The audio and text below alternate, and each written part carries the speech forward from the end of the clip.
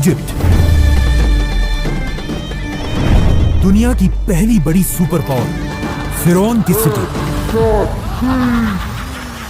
इसी इजिप्ट के बारे में आप सल्लल्लाहु अलैहि वसल्लम ने अपनी वफात से पहले क्लियरली बता दिया था कि तुम मुसलमान जरूर एक दिन इजिप्ट को फतह करोगे, लेकिन याद रखना जब तुम इजिप्ट को फतह करो तो वहां के आम लोगों के साथ नेकी से पेश आना, क्योंकि वो तुम्हारे रिश्तेदार हैं। नाउ आप सल्लल्लाहु अलैहि वसल्लम की वफात के कुछ ही अरसे बाद मुसलमानों ने उमर बिन खत्ताब की लीडरशिप में रोमन और पर्शियन एम्पायर को हराकर उनसे ये सारे इलाके फतह कर लिए। लेकिन जैसे ही मुसलमानों ने ये सारे इलाके फतह किए, अचानक यहाँ पर एक बहुत बड़ा मसला हुआ। इन नए इलाकों में एक बहुत ही खतरनाक बीमारी ताउन हर तरफ फैल गई, जिससे मुसलमानों की स्पीड तो खत्म हो ही गई, लेकिन इस बीमारी से मुसलमानों के सारे बड़े जनरल्स शहीद हो गए और नए जनरल्स को चांस मिला कि वो आगे आकर मुसलमानों को लीड कर सके। तो अब इन बड़े जनरल्स के शहीद होने की वजह से हजरत उमर ने इन इलाकों में नए जनरल्स लगाए और यहाँ पर मुसलमानों का आर्मी चीफ अमर बिन आस रज़ियल्लाहु अन्हु को बनाया। अमर बिन आस के आर्मी चीफ बनने के बाद आहिस्ता आहिस्ता ये बीमारी खत्म हो गई और जब हजरत उमर को मदीना में इसका पता चला तो वो खुद हालात को कंट्रोल करने के लिए मदीना से मुसलमानों की फौज की तरफ गए। लेकिन ऑफ कोर्स जाने से पहले उन्होंने मदीना और पूरे अरब का कंट्रोल हजरत अली रज़ियल्लाहु अन्हु के हवाले किया। मतलब ऑफ कोर्स अगर हजरत उमर को इस सफर में कुछ हो जाता तो ऑटोमेटिकली हजरत अली रज़ियल्लाहु अन्हु इस पूरी एम्पायर के नए खलीफा बन जाते।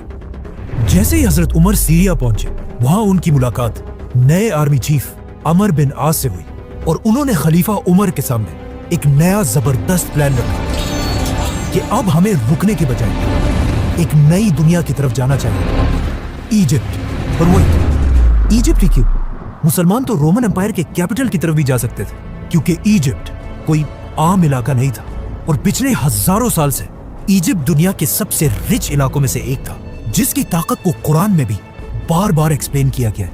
लेकिन आखिर इजिप्ट इतना पावरफुल बना कैसे? आज से 5000 साल पहले दुनिया के हालात कुछ ऐसे थे कि दुनिया की सबसे इंपॉर्टेंट चीज सिर्फ एक ही थी, पानी। और जिसके पास दुनिया में सबसे ज्यादा पानी होता था वही पूरी दुनिया पर राज करता था। एंड ऑफ कोर्स उस जमाने से लेकर आज तक दुनिया की सबसे बड़ी रिवर इजिप्ट में ही थी, नाइल रिवर। और आहिस्ता आहिस्ता इसी दरिया के पानी की ताकत की वजह से पूरी दुनिया से लोग इजिप्ट में आकर आबाद होने लगे, जिसकी वजह से इजिप्ट दुनिया का सबसे ताकतवर इलाका बना और यहाँ के लोग दुनिया के सबसे रिच लोग बने। जिसके बाद इन्हीं लोगों में से एक आदमी खड़ा हुआ, किंग नार्मर, जिसने पूरे इजिप्ट को यूनाइट करके यहाँ पर दुनिया की सबसे पहली बादशाहत बनाई। पर वेट, ये तो 5000 साल पुरानी कहानियां है, तो आज हमें इस सब का कैसे पता है? इन दो टैबलेट्स को गौर से देखें। आज तक आपने जिंदगी में जितनी भी इजिप्शियन राइटिंग्स देखी हैं, उन सब में दुनिया की सबसे पुरानी इजिप्शियन राइटिंग्स यही दो टैबलेट्स हैं, जिसमें किंग नार्मर को क्लियरली देखा जा सकता है।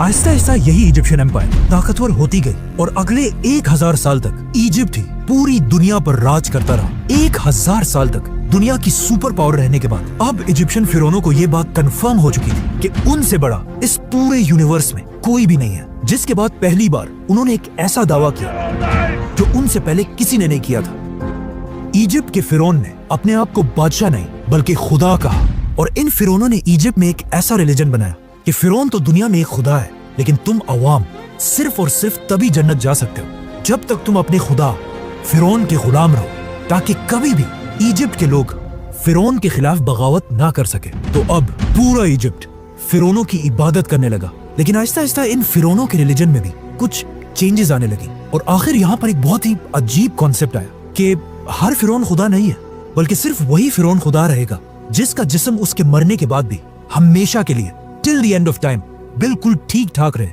तो अब इन फिरौनों की आपस में एक रेस स्टार्ट हुई कि कौन अपने जिस्म को हमेशा के लिए सेफ रख सकता है। तो अब फिरौन अपने जिस्मों के साथ एक्सपेरिमेंट्स करने लगे, जिससे दुनिया में पहली बार ममीज का कॉन्सेप्ट आया। तो अब जैसे ही कोई फिरौन मरता था तो उस जमाने के सर्जन्स सबसे पहले उस फिरौन के जिस्म से सारा खून निकाल देते थे और उसके बाद उस फिरौन की नाक में एक कुंडा, एक हुक डालकर उसके दिमाग को उसके नाक से ही बाहर खींच लेते थे, जिसके बाद उसके जिस्म से सारे ऑर्गन्स, लंग्स, जिगर, गुर्दे सब निकाल लिए जाते थे।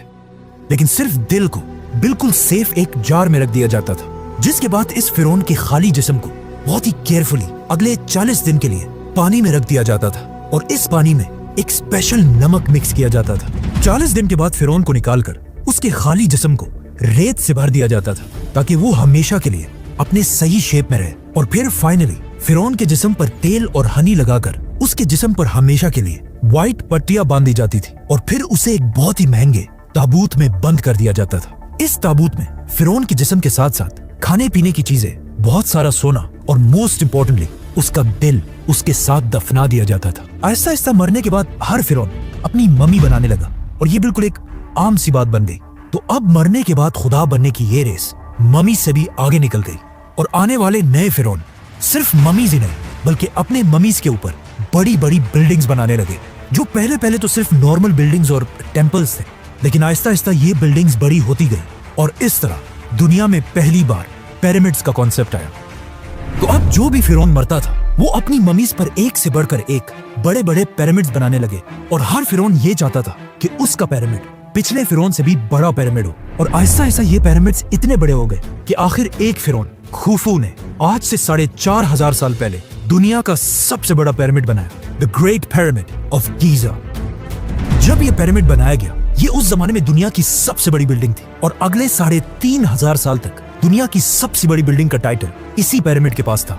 लेकिन 3500 साल बाद आखिर इस पिरामिड का रिकॉर्ड लंदन के इस चर्च ने तोड़ दिया।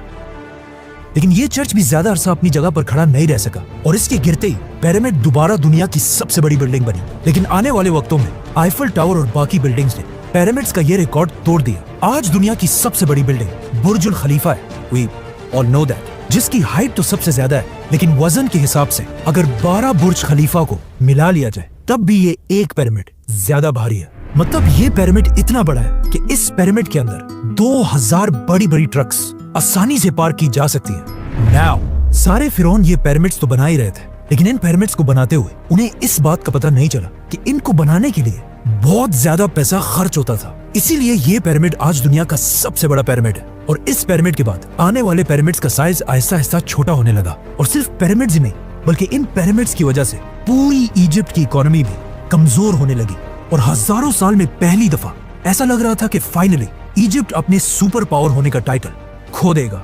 जैसे इजिप्ट की इकोनॉमी बहुत ही कमजोर हुई, ये एग्जैक्टली वही टाइम था जब मिस्र के बाजार में एक छोटा सा बच्चा गुलाम बनाकर बेचा जा रहा था। लेकिन ये बच्चा बाकी सारे बच्चों से बिल्कुल डिफरेंट था, मतलब उस जैसा खूबसूरत वहाँ कोई भी नहीं था, जिसकी वजह से इस बच्चे को मिस्र के एक बहुत ही पावरफुल मिनिस्टर ने अडॉप्ट कर लिया और फिर आगे जाकर यही गुलाम बच्चा यूसुफ अलैहिस्सलाम पूरे इजिप्ट का प्राइम मिनिस्टर बना।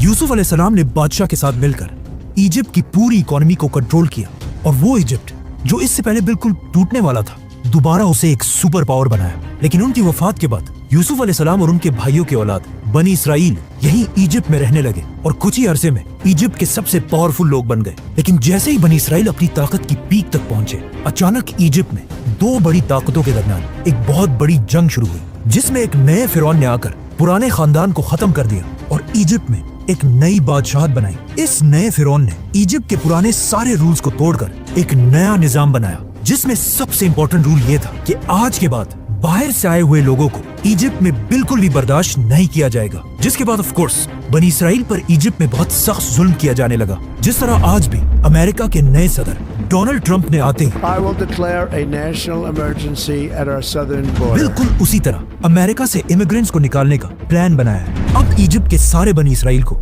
नए फिरौन ने आते ही बनी इसराइल के सारे कारोबार बंद कर दिए और उन्हें अपना गुलाम बना दिया। और इसी तरह अगले 400 साल तक बनी इसराइल इजिप्ट के लोगों के गुलाम रहे। लेकिन इन 400 सालों में बनी इसराइल के दिलों में सिर्फ एक ही उम्मीद थी कि एक दिन जरूर उनका एक पैगंबर आएगा जो उन्हें इस सख्त गुलामी से निकालकर आजाद कर देगा।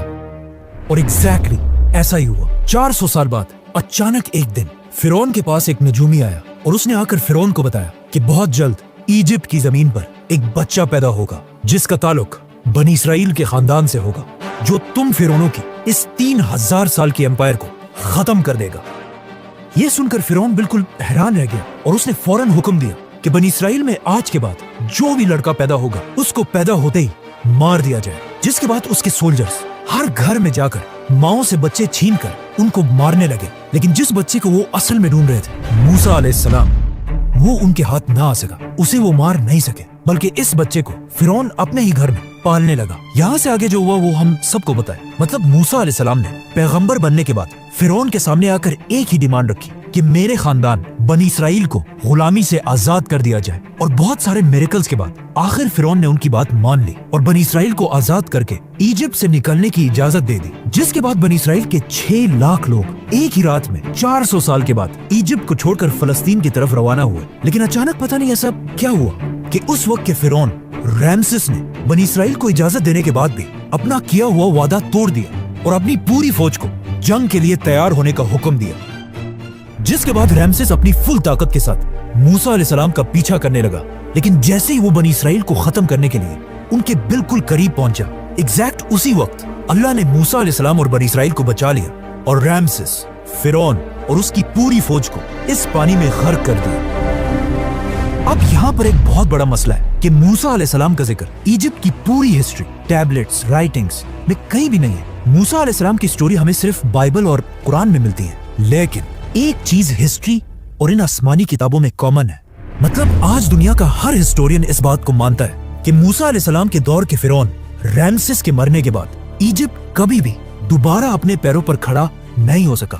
مطلب موسیٰ علیہ السلام نے صرف ایک فرعون کو نہیں بلکہ ایجپٹ کے پچھلے 3000 سال کی حکومت کو ہمیشہ کے لیے ختم کرنے کی شروعات کی تھی. رامسس ایجپٹ کا آخری بڑا فرعون تھا جس نے اپنے آپ کو اور اپنی پوری فوج کو اپنے غرور کی وجہ سے ختم کر دیا تھا. جس کے بعد پوری دنیا کو یہ سمجھ آ گئی کہ فرعون کوئی خدا نہیں بلکہ صرف ایک عام انسان ہے. جس کے بعد یہاں سے پہلی دفعہ ایجپٹ اپنا سپر پاور کا ٹائٹل آہستہ آہستہ کھونے لگا, اور یہاں کے حالات اتنے خراب ہوئے کہ آج تک اس دور کو ڈارک ایجز کے نام سے یاد کیا جاتا ہے. جس کے کچھ ہی عرصے بعد ایجپٹ کے پاس فلسطین میں دنیا کی ایک نئی سپر پاور سامنے آئی جس کے بادشاہ کا نام تھا سلیمان علیہ السلام. اسی طرح آنے والے وقتوں میں ایجپٹ کی طاقت کمزور ہوتی گئی اور اتنی کمزور ہوئی کہ بہت ساری ایمپائرز نے یہاں پر حملہ کر کے اسے فتح کیا, جن میں سے ایک بادشاہ کا نام تھا الیگزینڈر دی گریٹ. لیکن الیگزینڈر دی گریٹ کی ایمپائر کے بعد فائنلی ایک نئی super power the great Roman empire نے آخر ایجپٹ کو فل طاقت کے ساتھ فتح کیا, اور اگلے 600 سال تک رومن ایمپائر ہی ایجپٹ پر راج کرتی رہی اور کوئی بھی ان سے ایجپٹ چھین نہیں سکا. لیکن اب فائنلی 600 سال کے بعد رسول اللہ صلی اللہ علیہ وسلم کی حدیث کے پورے ہونے کا ٹائم آ چکا تھا, اور مسلمان عمر بن خطاب کی خلافت میں رومن ایمپائر سے ایجپٹ چھیننے کے لیے اس کے دروازے پر کھڑے تھے. سبسکرائب.